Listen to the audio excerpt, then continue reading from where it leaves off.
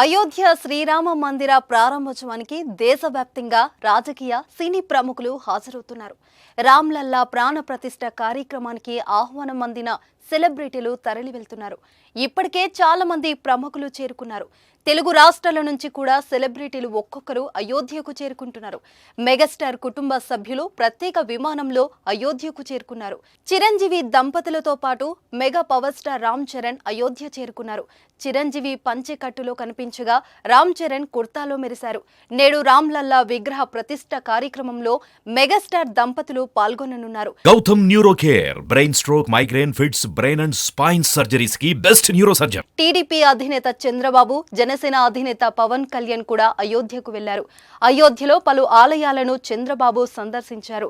పండితులు చంద్రబాబును సత్కరించి తీర్థ ప్రసాదాలు అందజేశారు. సూపర్ స్టార్ రజనీకాంత్ తో పాటు పలువురు బాలీవుడ్ ప్రముఖులు అయోధ్యలో సందడి చేస్తున్నారు.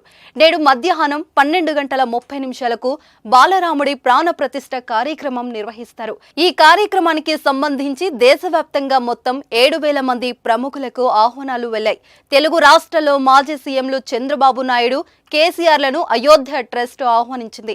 మెగాస్టార్ చిరంజీవి, జనసేన అధినేత పవన్ కళ్యాణ్, జూనియర్ ఎన్టీఆర్, రామ్ చరణ్ దంపతులు, ప్రభాస్, అల్లు అర్జున్, దర్శక ధీరుడు రాజమౌళికి ఆహ్వానం అందింది. భారత్ బయోటెక్ అధినేతలు క్రిస్టయల్లా, శాంత బయోటెక్ వ్యవస్థాపకులు వరప్రసాద్ రెడ్డి, ప్రముఖ వైద్యులు doctor Nageswararao, Yashoda hospital chairman దేవేంద్రరావుకు ఆహ్వానాలు అందాయి.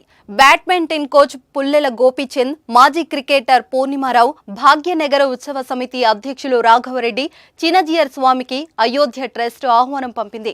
తమిళ హీరోలలో రజనీకాంత్, ధనుష్ కి ఆహ్వానం అందించారు. ఈ క్రమంలోనే ప్రముఖులు నేడు అయోధ్యకి చేరుకున్నారు. ప్రస్తుతం అందుకు సంబంధించిన వీడియోలు, ఫోటోలు సోషల్ మీడియాలో వైరల్ గా మారాయి.